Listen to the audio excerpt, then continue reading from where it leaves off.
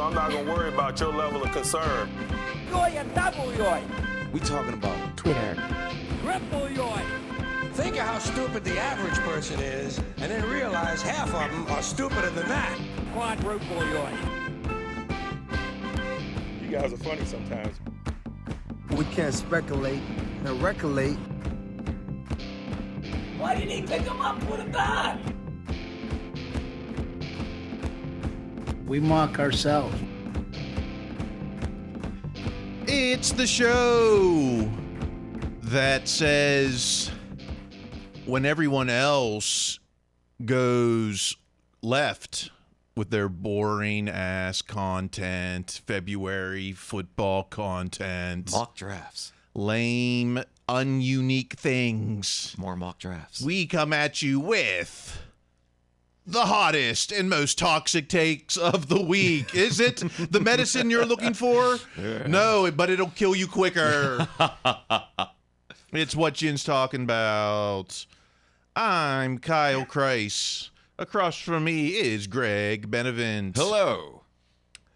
Fun show in the second half. Mm-hmm. TJ Watt was at the Super Bowl and invited Staff Sergeant Adam Alexander to the game, gave him 2 tickets to the Super Bowl and did a little meet and greet with TJ. So I got to talk to Adam and find out how his Super Bowl experience was, including meeting TJ. Could he take TJ? He served some tours in Afghanistan. I don't know. Yeah, Could he take? Yeah. I mean, that could be. Yeah, I didn't think of it that way. That's the questions that inquiring minds like myself want to know. No one else, everyone else would talk about hey, what's his rush win percentage. Nope, I want to know, could he lose a wrestling match to Even arm wrestling. Yeah, or thumb wrestling. Thumb wrestling. All right, that's coming up in the second half. But right now it's due to some of the worst content I've seen out there this week. It was pretty bad. I mean, again, it makes sense. The Super Bowl ending, what Steelers content is there, but this did seem like quite a nadir. And most importantly, it's about speculation and reculation. 22, where are you? +2. Forgot that. Work to do now. QB 22 +2. We need some help from you now. You know we've got a mystery to solve. Which QB do we want in gold and black? But don't get sad. If QBs do what they should do, then they can have themselves a yellow jack. Thought I'd go bass, little, I liked it. I mean, it was a nice turn. I enjoyed it, certainly. All right, it's QB speculation and reculation season, and these takes are just make me. Starting with, well, this is where it all started. Yes. At Rap Sheet, Ian Rappaport. An offseason of QB movement awaits with endless intrigue about the game's most important position. With that in mind, here's a breakdown, and then we break down all the QBs, and we get to Los Steelers, and the quote here is, with new offensive coordinator Arthur Smith, the expectation is Pittsburgh will explore adding free agent Ryan Tannehill, with whom he had years with the Titans. Whose expectation is this? Is this Ian Rappaport's expectations? He doesn't say my expectation. No, he just says the expectation, and it's very nebulous. I genuinely learned something listening to Dejan Kovacevic's Daily Shot the other evening, where he spoke that Ian Rappaport and similar national reporters, they are football reporters, but they don't actually report on football. They're not there at practice. They're not there in the locker room. They apparently barely even talk to players. Who they do talk to are agents and representatives. And so I assume this expectation comes from the representatives of Ryan Tannehill and or Mason Rudolph. You think Mace said? Oh, I bet Arthur Smith is bringing in Tannehill. Right. I mean, just because, if nothing else, I mean, one, I don't think Mason has made up his mind yet, just because the people closest to Mason would very strongly say that. And two, why wouldn't Mason's agent be like, yeah, let's do something else to maybe jack up the price for Mace, whether he ends up in Pittsburgh or elsewhere? It's the wording is. Even though it's very vague, you would think it's all just kind of like, oh, lackluster. No, it's very specific and chosen here because, believe me, if Ian Rappaport could confirm that Ryan Tannehill was coming to, then it would be like, my sources tell me. Instead, it's the expectation, the expectation of what the newsroom back in Bristol, or is he ESPN? No, he's NFL Network. Right. We all voted. Everyone raised their hand, and we agreed we have an expectation together. None of it makes any sense. So, that's very specific wording. Specifically vague. Yeah. So let's move on to at Mic'd Up Sports 1, Mike Nicastro. Mason Rudolph is greater than Ryan Tannehill. Like this tweet if you agree. Are you liking that tweet? Would Tannehill be a downgrade from Mason? I haven't seen enough of Tannehill since the year they had the number 1 seed in the AFC, and I believe they promptly lost to Burrow and the Bengals in the playoffs, even with the bye. What I would say is I would reverse this greater than sign, have it pointing towards Ryan Tannehill, and have it talk about age. Yeah, exactly. That's a big thing for me. He's 36. We just had Ben at 38 or something, you right, know? And Ben is far more of the athlete than Tannehill ever was. I mean, if Mason does decide to move on, Tannehill's probably the second best option out there because he's going to be far cheaper than Cousins. But again, the only reason I'm never willing to write Cousins off entirely is it's entirely possible nobody wants to give him this $90 million that we keep hearing about. Although, my big worry about Mason is that, he's not. Steelers aren't going to sit around and wait to see who Mason can deal with to find out if he can sign. But then, however, I think, well, you know what? No one's going to be eager to sign Ryan Tannehill out there. Maybe they could wait to see what Mason gets and then decide, okay, we can call Ryan now if we want. That, I agree with that 100%, and something that just occurred to me is we've spoken before on this podcast about how the Steelers went out and immediately signed Mitch within like an hour of free agency starting, and I'm wondering if now this time they're going to pull the trigger quite that fast. If maybe they're going to wait wait till noon, wait till 3 p.m. that day, wait till Tuesday. I think what you said may hold a lot of truth. Day one signing might be somewhere else of need, Right, and see where the quarterbacks are by the time the evening news comes on. Okay, the other little tidbit of misinformation to come out of this is, okay, at PGH Steelers Now, NFL Network insiders, we're still talking about Ian Rappaport here, said Mason Rudolph has indicated he's interested in a fresh start. And I'm thinking, has he indicated? No. Not publicly or something, And here's the quote.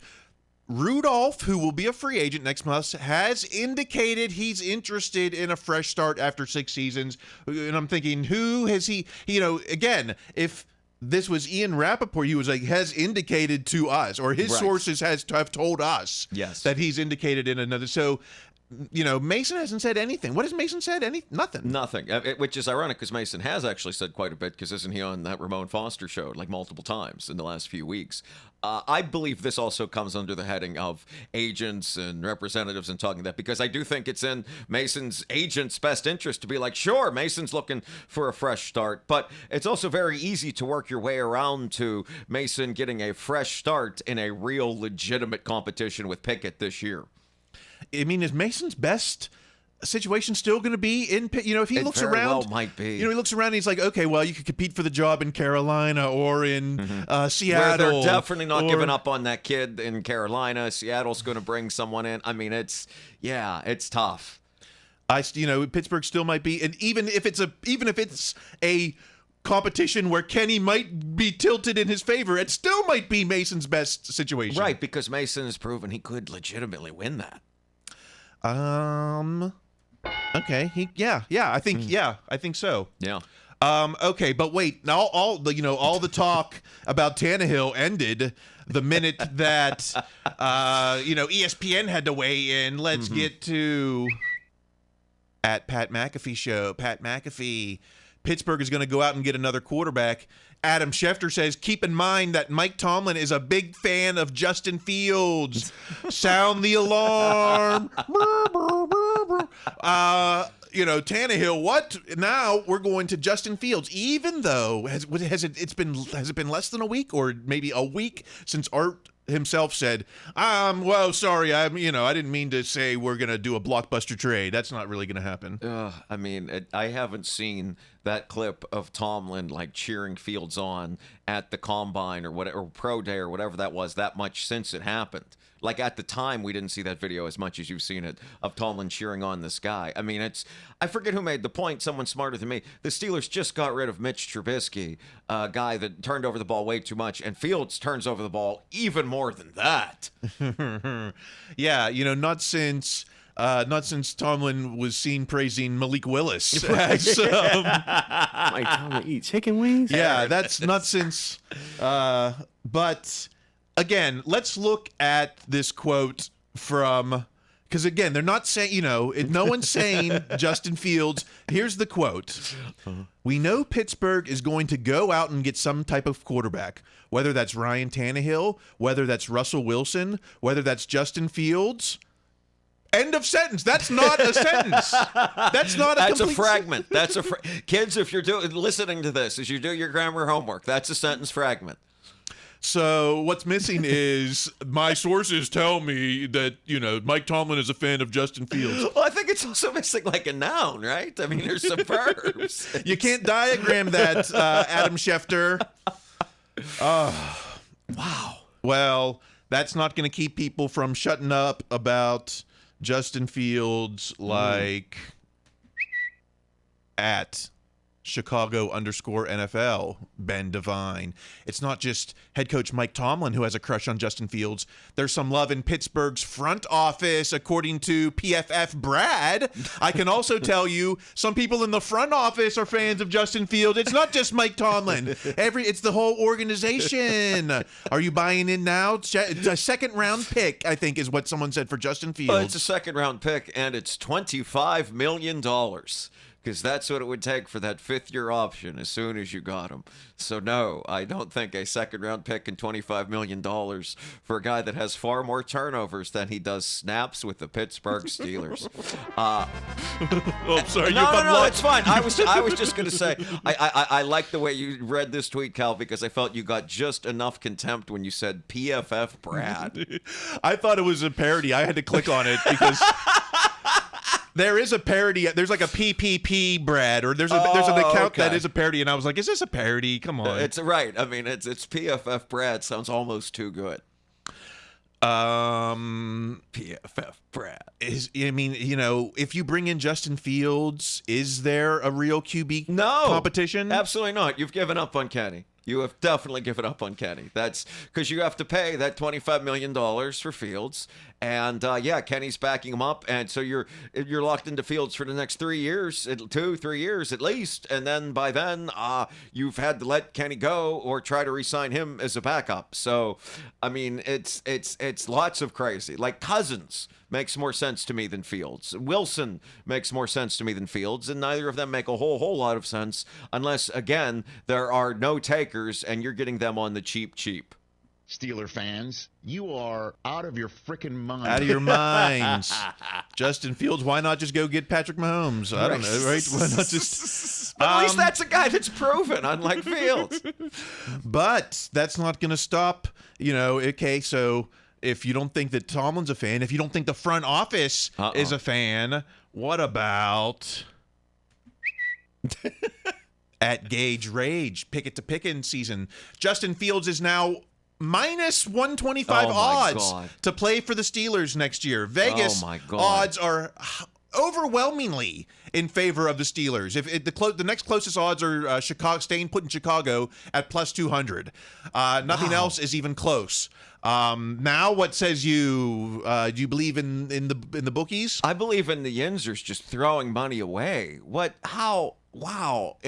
Okay, so if I understand odds correctly, it's you would have to pay $125. Yeah. And the Steelers have to get Fields for you to win $100. That's what the odds are telling us. I mean, I would like any of these odds, the Commanders, the Raiders, the Falcons, way more than this. I mean, wow, especially the Raiders, because you don't want a team that's picking too high up in the draft. That's why I wouldn't go with the Pats or even the Vikings. Wow, that is insane. This bet is not good. Yinzer, stay away. I wish I would have looked up if they were betting odds when remember when Rodgers was coming to Pittsburgh for a minute there. What the odds were for that. But I'm sure I don't know if you could have gotten the same action, but wow, this is a real easy way to lose $125. Okay, anything more? Oh wait, we've got more QB talk. We're not done talking QBs. Okay. How about at the 33rd team FB, the 33rd team? We've got pre-free agency QB rankings, and sitting all the way at number 31. I had to think. I was like, are there even 32 teams? Yes, there are 31 out of 32. Kenny Pickett, only Zappy in New England is lower on the QB power rankings. Are we really that? Is that really what the situation is with Kenny Pickett? No, because what's neat about this list is you can see how it was strategically designed for trolling, to get people to outrage bait. You know how you can tell there's a few clues to that. One is having Pickett down at 31. You know what the other part of it is? Having at 18, Brock Purdy. Well, the guy that played a very good game in the Super Bowl and didn't win. Do you really think there are 17 quarterbacks in the National Football League right now, including Richardson, who's been hurt since week 9 and started 5 or 6 games, better than Brock Purdy, better than Jalen Hurts, the guy that went to the Super Bowl a year ago, better than Mayfield himself, who was a couple plays away from going to the title game against the Niners? This whole thing is designed for trolling. It's designed for engagement. I've certainly never heard of the 33rd team before today, but now this list is everywhere. So, I have to tip my cap at this level of troll game. If you had to make your own QB power rankings, I'm not saying Kenny has to be, top 20 even, but no, but you'd have him ahead of Zappi, you'd have him ahead of O'Donnell, you'd have him ahead of Howe. I'd have him ahead of Levis just because the way that game went. I'd have him ahead of Ritter. I'd have him ahead of Young, and I'd have him ahead of Jones. But I'm a believer. And I guess that's where I'd have it. So I'd have it more. I mean, still in the 20s, but not 31 to get us to talk about this. I mean, you could see them trolling the larger fan bases by having some of these teams further down. If it's Mason, where is Mason falling at? Well, I mean, I think you kind of almost have to put Mason at a pretty similar spot, because I don't feel comfortable.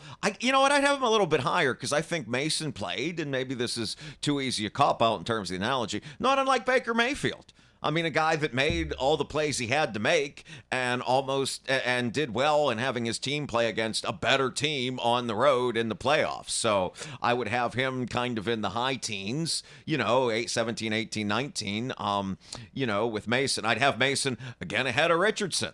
I'd have Mason ahead of Fields. I haven't seen a lot of Carr, but I know those guys didn't win a whole lot of games. So I'd have Mason ahead of that too. I'd have Mason ahead of Wilson because, the Broncos were out of it and they didn't have the worst roster.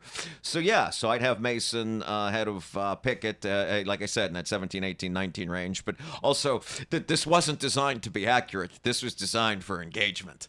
Yeah. This was that's a good point. Or it was who knows what it was designed for? It's more right. this. I'm sure there's some analytics somewhere that explain this deep in the 33rd team files. Lame February content. What does Coach say? It takes you got to do unique things. And hey, it's not a mock draft. Urinate down his leg, man. That's a great place to begin. Oh no, that's not it. I was looking for I didn't know. I was looking for Hey, the You 33rd. better be willing to do unique things in order to expect unique results. unique results. And that's just life. Just life. More QB talk. We're not done talking QBs. Mm-hmm. At Michael Beck 56, Michael Beck.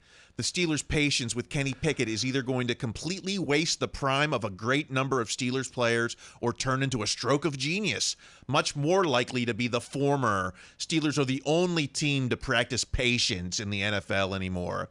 Why are we even giving Kenny a chance? Do we know that he's not the franchise guy yet, or is it still to be determined? Yeah, I mean, this year is all about determining that. I feel like this conversation might have been very different had Pickett not been hurt in the Cardinals game. I feel like we would have been a lot closer to determining whether or not Pickett was the guy, but he wasn't.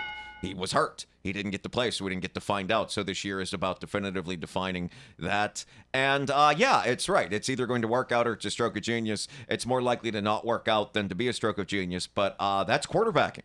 That's finding a quarterback. That's the NFL. That's what it is everywhere. It's a really good point, though, Beck brings up in that last sentence about the Steelers are really the NFL's last patient team. I hadn't thought about it that way, but that's a really good point. I mean, I wonder if we might have been talking about the 49ers as one if they hadn't had Purdy, if they were still trying to gut it out with Lance, or if Hurts hadn't come along like he did. It's a very fascinating thing, but yeah, I mean, the Steelers are a naturally conservative organization in terms of trying to figure things out. So yeah, this patience will either be rewarded or it will be potentially a wasted. It's also hard to say a wasted year because this wasn't a wasted year. They went to the playoffs. They found that just how strong the rest of their roster and its roster construction can be. So, but this is the year to find out.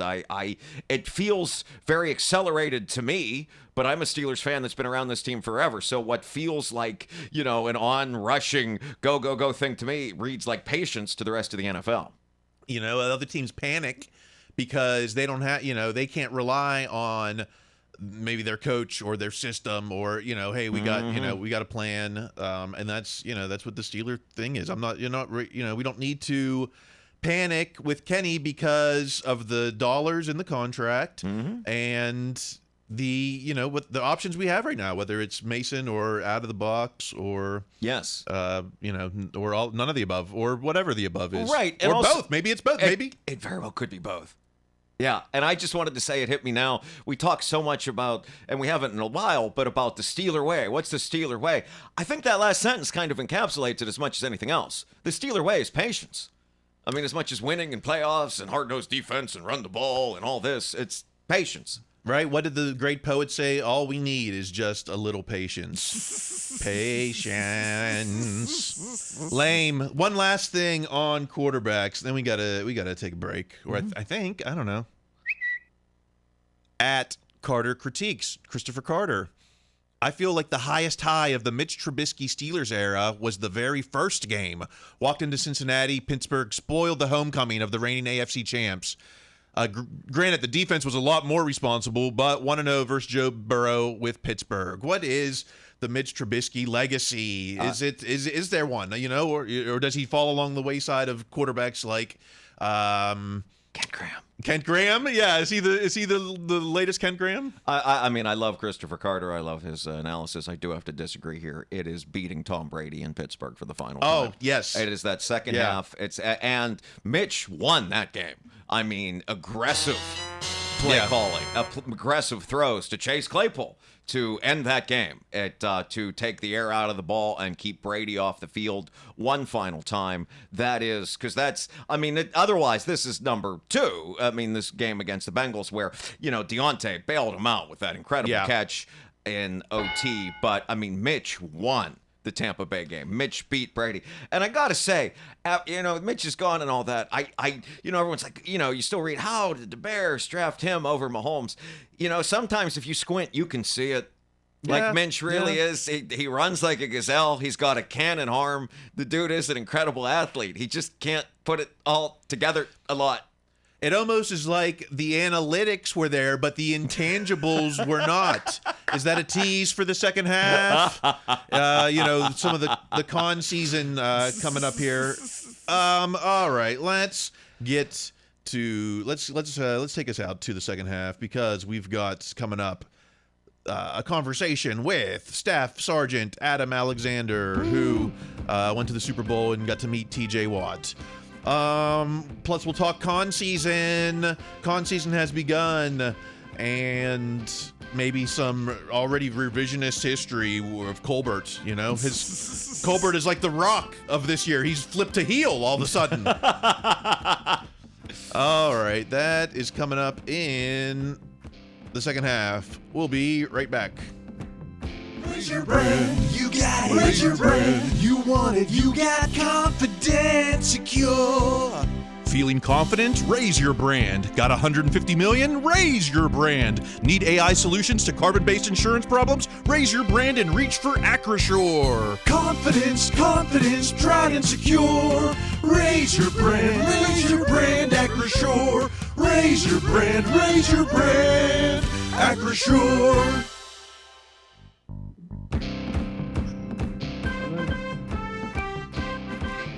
Welcome back. It's the second half, and you know we've been promising you a special guest this Sunday at the Super Bowl. TJ Watt invited a special military veteran to Vegas to enjoy the game and to do a meet and greet. And we have him here with us today. Joining me now, Staff Sergeant Adam Alexander. Welcome to What Jin's Talking About. Thank you. Now, you're a lifelong Packers fan, so we're not going to hold that against you. But how did attending the Super Bowl compare to just, say, an average NFL game? I'm sure you've been to Lambeau a few times. Oh, sure, yeah. It was crazy. The crowd was unlike anything I've ever seen before, and the energy and the atmosphere was just unbelievable. And on Vegas, on top of that, it's just baseline insane. So you add the Super Bowls back, and next level stuff. What surprised you most about the experience? Was it just the hordes of people? I'm sure there was tons of cameras everywhere. What just really surprised you most about the whole thing? It was extremely people-y, as I like to describe it, and just how this many people were able to sustain that level of energy for so long the entire weekend was just unbelievable. I'm getting too old for these kind of parties. Cool to experience once. Did the vibe start like on the plane? Could you tell people were like, in their Niners gear or in their for sure, yeah. Yeah. Now, you got to meet TJ Watt. Even though you're a Packers fan, was he on your radar at all from his Wisconsin days? Oh, absolutely. The Watt family is royalty here in Wisconsin, so we've all followed his career closely, and we're absolutely gutted when the Packers passed on him in the draft and traded out of the first round. So, what was it? What was it like meeting him? I mean, he'd just kind of gotten snubbed from Defensive Player of the Year, but was he in a good mood at all? A little bit, but yeah, he was still very good spirits, and he's a super down to earth, humble guy. A lot of fun to talk to. Now, I saw a picture of the two of you together. Either, he's not super huge, or you've got some size yourself. How did you compare? You sized up to him pretty well there. Yeah, we're similar heights, but he spends a little more time in the gym than me, I think. But it was a lean, he's not, I don't know, I think of like James Harrison, who's kind of just like, muscles coming out of everywhere. But right. TJ, he's not the kind of guy that's gonna bench press a Buick, but you were stationed in Afghanistan about, I guess it was about 10 years ago or so, right? A little over 10 years, yeah. Okay, how much access back then did you have to the NFL? Could you watch on Sundays? Could you play fantasy football on over the internet? What kind of access did you have when you were stationed there? I had pretty good access because I was attached to a special forces team, so they were able to get all the. They're a little better funded than most your typical Army units, so we had pretty reliable internet and a TV in our chow hall with the Air Force Network on it, which aired most of the games. You had to get up. Obviously, the time zones are different, so you had to get up at weird times to watch games, but most of us were willing to do that. Did cliques form based on team allegiance? Like all the For Packers sure. fan? Yeah. Yeah, it was more college football than NFL, I would say. The military is primarily Southern, so there was a lot of Oklahoma and Texas fans. But Oh, okay. there's actually another guy from Wisconsin in our little camp, so we were able to form our own little Big Ten. That's interesting. Yeah, not a lot of Big Ten. Not a lot of Big Ten represented in the service there as much. Not so much in our little family, but Now you have your own program, TV program, The Outpost. What are you talking about on there? Like, what are you advocating for on there? we just kind of shine a light on the Disabled American Veterans chapter that I volunteer with, our mission in the area, and we give other veterans in the area forum to come on and share their stories because it can be therapeutic for a lot of people to get that off their chest and document it. Totally. And what did you take a souvenir back from the Super Bowl, or did TJ give you a souvenir? What did you bring home with you from the game? I had him sign a few things, and then USAA, who sent me out there, gave me a swag bag with like this shirt, and another shirt, and a hat, and some other cool stuff. Awesome. And you took your father-in-law? Is that who your guest was? Yes, sir. I'm sure. I mean, was that a once in a lifetime? He probably could remember every Super Bowl. Was that definitely a once in a lifetime for him, right? Yeah, I think so. I had wanted to take my wife along, but she had been working crazy long hours. She's a physician's assistant, so she's been working crazy hours in her clinic. So she wanted to spend some extra time with our daughter, and I understood that. So I kind of felt like it was her ticket to decide what to do with, and it meant a lot for her to have her dad come. So that's what we did. We had a great time. Wow, what an awesome, what an awesome gesture. Both on your wife's part and I guess on TJ's part too, to get you to the game. So, oh, for sure, yeah. I want to thank you for your service. Congrats on attending the Super Bowl, and thank you for your time today. Where can we find you anywhere on the internet or on social media?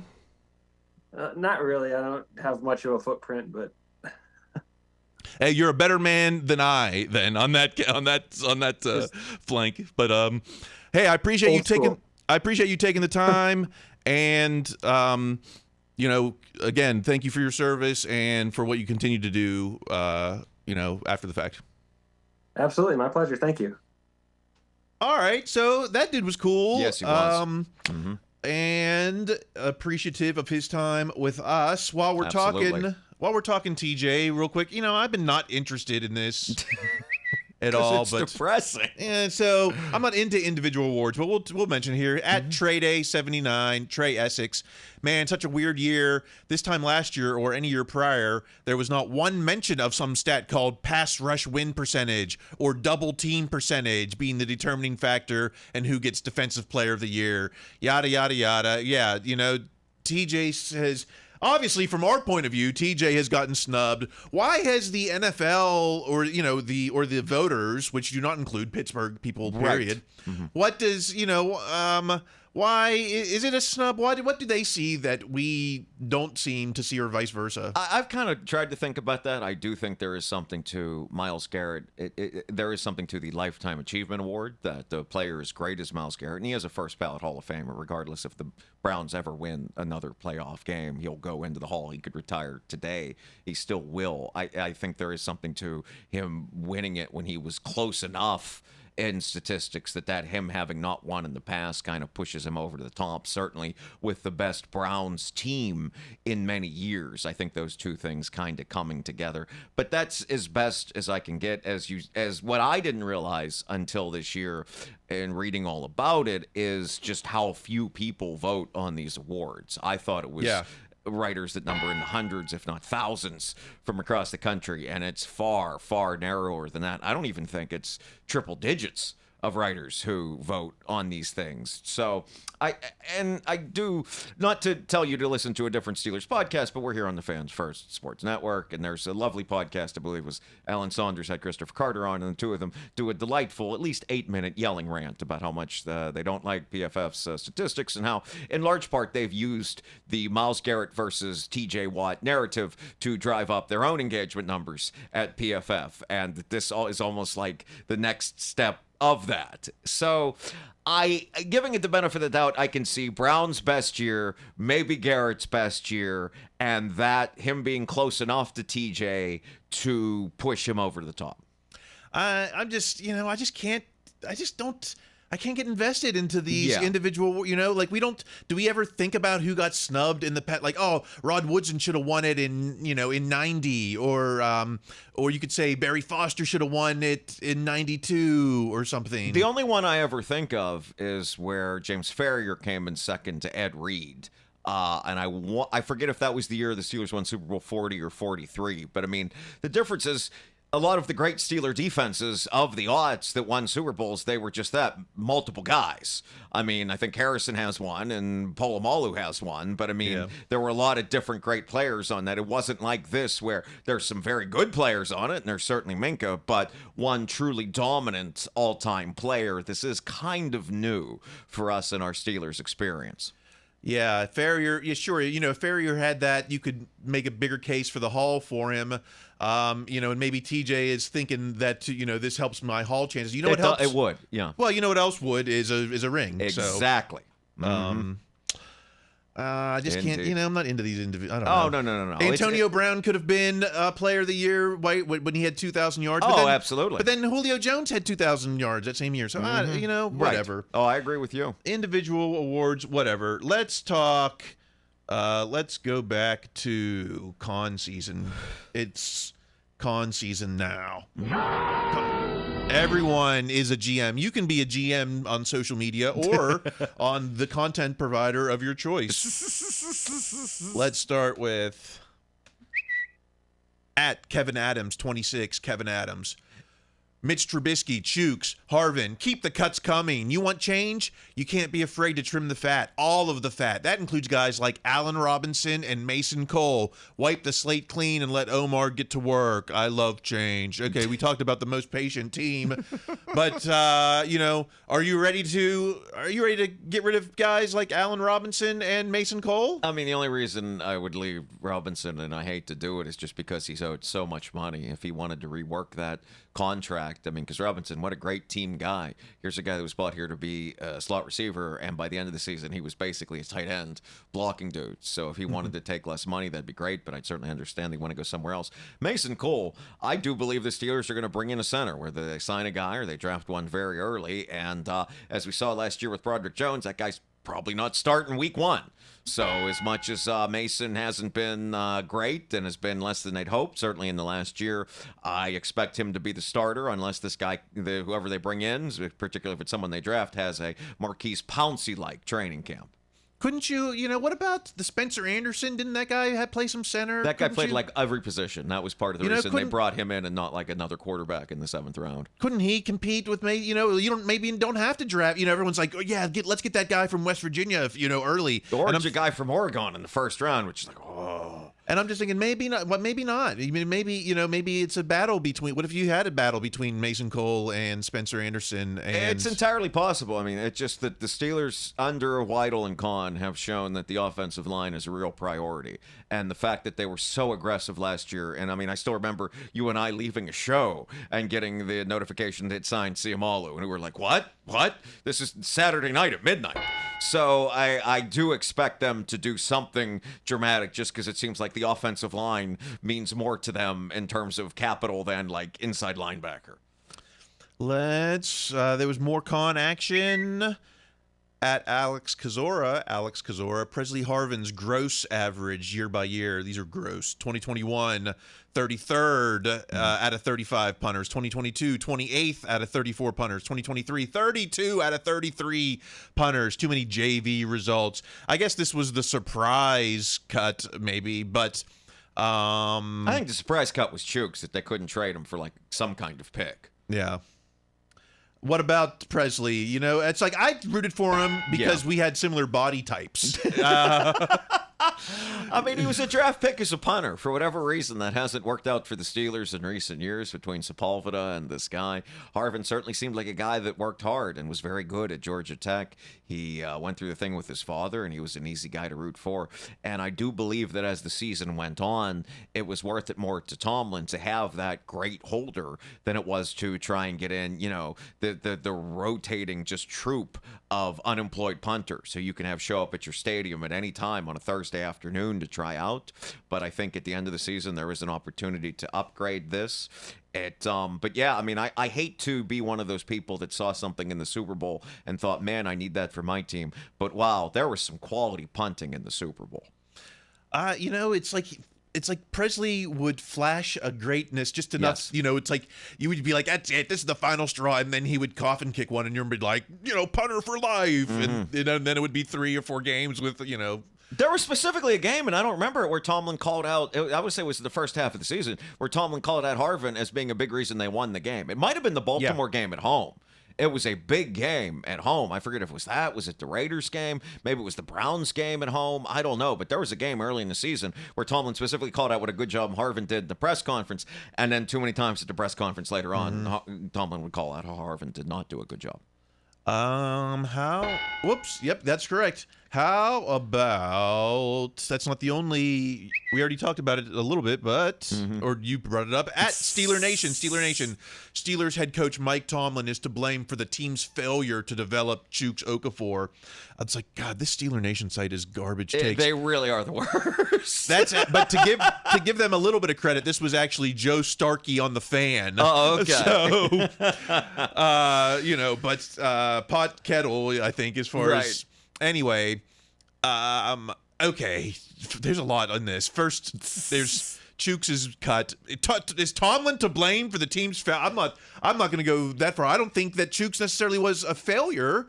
I mean, he was a third-round pick who earned a second contract. Right. And, you know, something went down.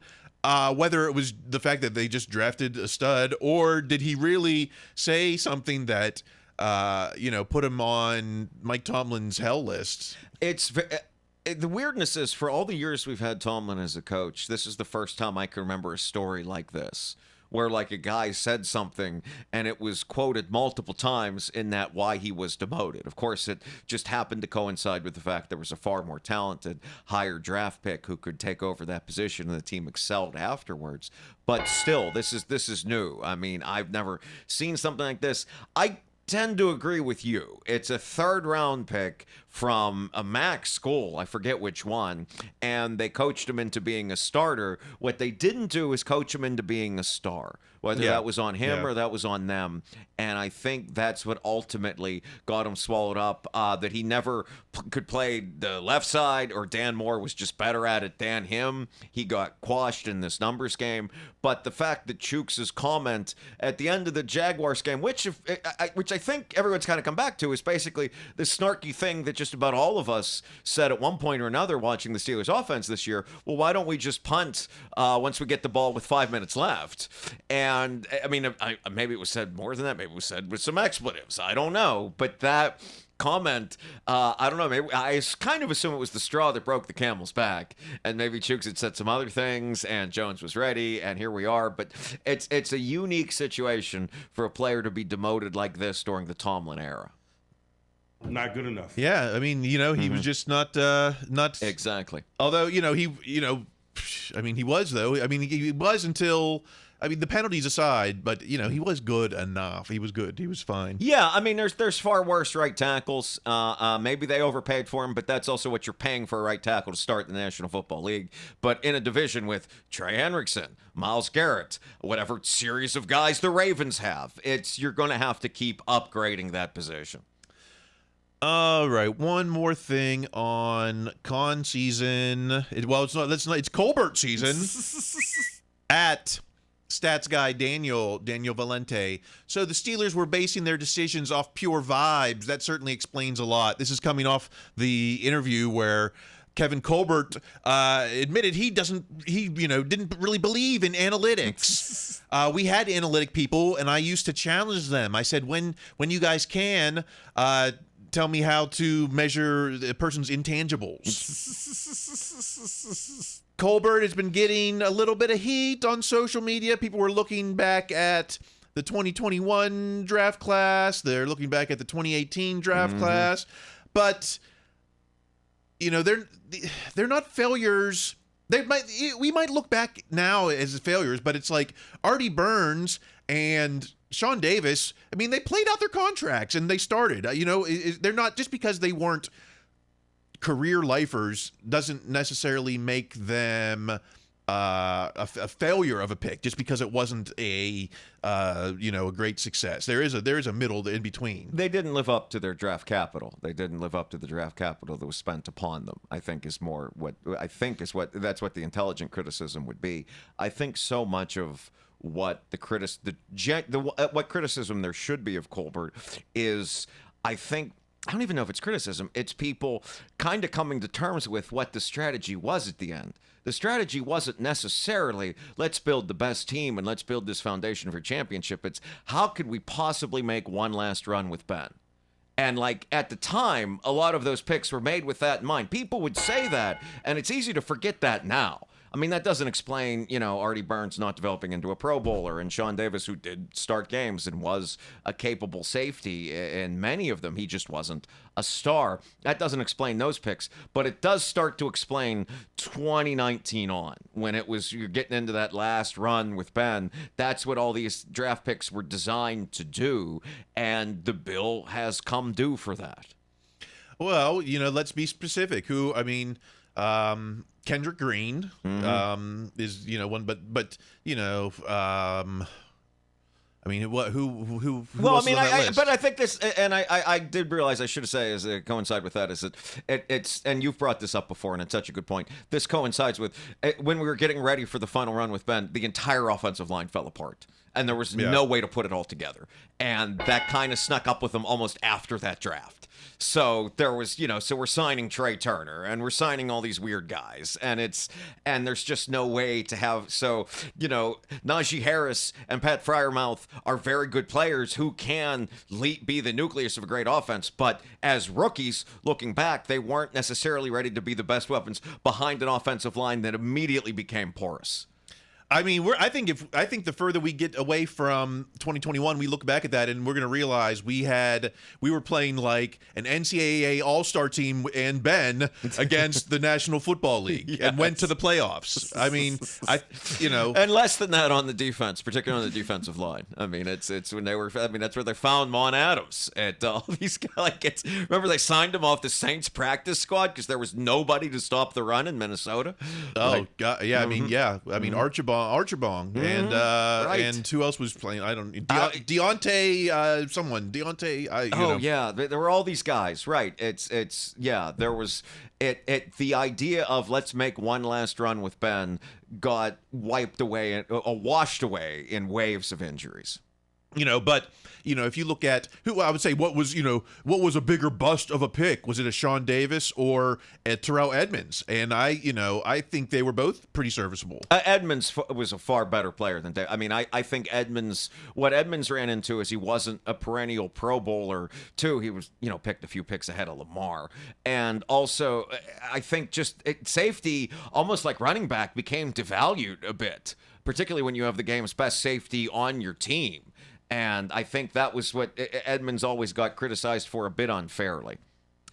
Yeah, and maybe we'll see him again someday. I was thinking that same thing. Yeah. Maybe, Okay, wait, I think the band is trying to take the field. Is it? I don't know, because the sound is off. When the sound is turned on, I heard something about...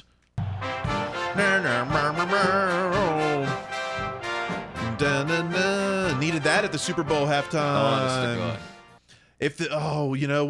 How cool would it be if, when the Steelers get to the Super Bowl next year, that the marching band breaks it out or something? It would be incredible. It would be great. It really would. Or Usher, it wouldn't be Usher. It'd be, I bet Usher could sing it. Oh yeah, definitely. Mm-hmm. Ladies and gentlemen, here's Sticks. I was gonna say Usher playing the hard rock hits of the '70s would actually make for a very entertaining show, if he wanted to tank his career.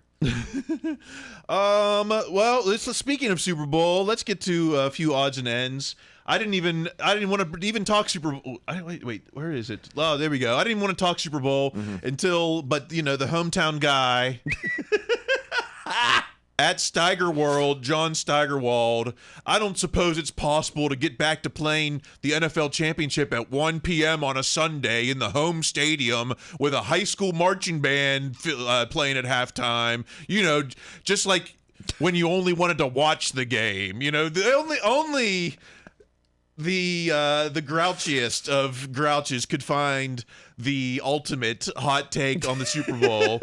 The good old days of 1 p.m. on a Sunday where there was no commercials. And I mean, it's one thing to be like, I remember my childhood better than it is. It's something else to be like, I stand to thwart capitalism.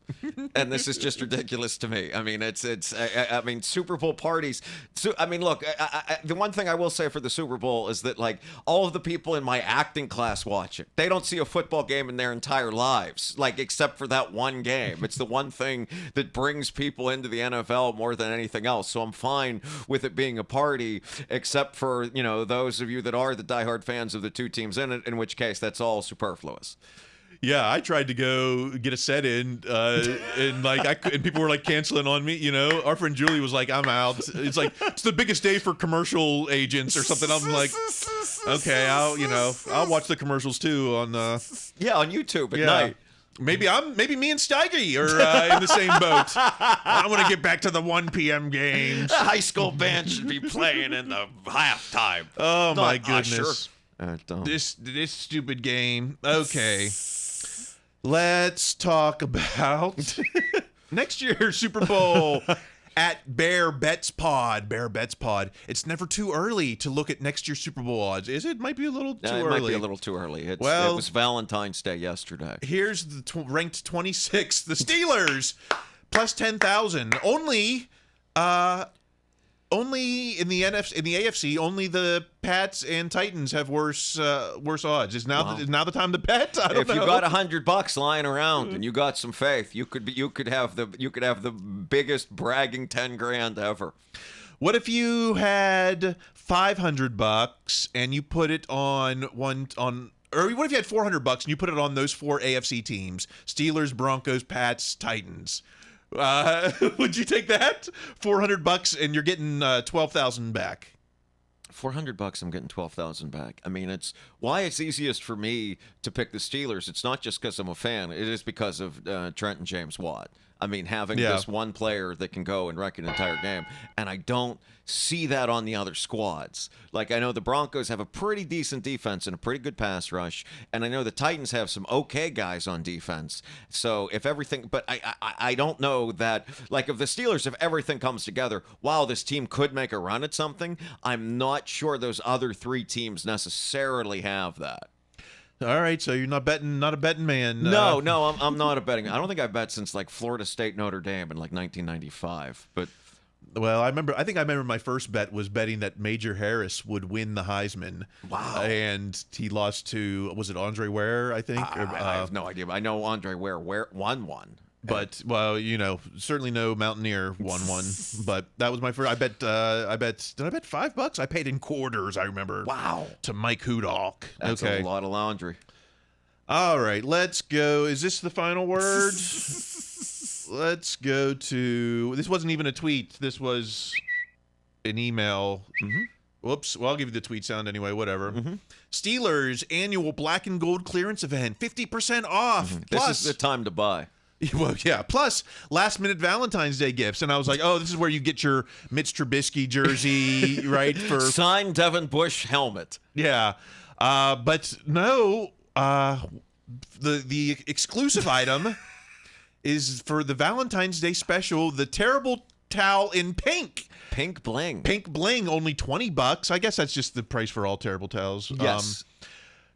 and then I was thinking, like, have I ever seen a pink terrible towel in the wild? I mean, I've seen, I feel like I've seen them for sale, the ones that were Breast Cancer Awareness Month, Komen for the Cure, whatever it was. This appears to not be that. This seems to just be a pink terrible towel. You're right. It doesn't say, like, we're going to cure cancer, right. Or it doesn't even say Happy Valentine's Day or anything. Yeah, it just says this towel is pink, and I think it has sequins or something on it on the letters, right? Oh. Or something, some little dots. I mean, obviously, all the terrible towel money does go in part to charity, but this one's not specific, like, hey, we're stopping breast cancer. This one's like, hey, we're stopping you from having a yellow towel. Yeah, pink means friendship, right? White means friendship. Pink means romance. I would hope romance. Red means love. Is that, I don't know. Yeah, I mean, that sounds good enough for our football podcast. Yes. If I received a pink terrible towel for Valentine's Day, it would probably be the best gift ever. If I gave a pink terrible towel for Valentine's Day, it would probably be the worst gift ever. So I wouldn't recommend it unless you want to send me one. I'm at Kyle Kreis. Oh, well, I think that is what we've been talking about. That's what we've been talking about. Follow me on TikTok. I'm at Kyle Kreis. Or, maybe put a comment on YouTube, maybe, or a review on iTunes. Or subscribe to us on YouTube. Subscribe. What is, I don't know what the best metric right now. I wouldn't mind a review. I like seeing that. Oh, yeah, no, those are cool. iTunes or YouTube. Yeah, subscribe. That's always cool. Like and subscribe so you can get those alerts when when you're 5 minutes to deadline at work, and all of a sudden it's like, oh, alert! There's a new What Jen's Talking About pod, and it's like, okay, all right. Right. Greg, what are you on social media? Alas, I am. You can find me at Greg Benevent on Instagram. That's GREG, B as in boy, ENE, V as in Victor, ENT. A week from today on Game Show Network, watch Blank Slate, where yours truly tries to win some people some money. Tries is the key word there. I'm not like Ian Rappaport, where I'm like, expectations are high for these contestants. Nope, I didn't win the money. Spoiler, but tune in anyway. Anything else? You can catch us at Flappers Comedy Club. Yes. Saturdays. 7 and 9. All right. Until next week. Coming up in March, the return of March Madness. Steelers March Sadness. The 64 saddest moments in Steelers history. And I'm thinking maybe we'll do a week of maybe like a play-in week even. Yeah. We have a play-in game because anything did not talk about a mock draft. No mock drafts, no power rankings, besides what we made fun of today. What else? No speculation, no reculation. That's right. All right, until next week, keep listening to your coach. Be their best selves. That's going to be required. Stay in school.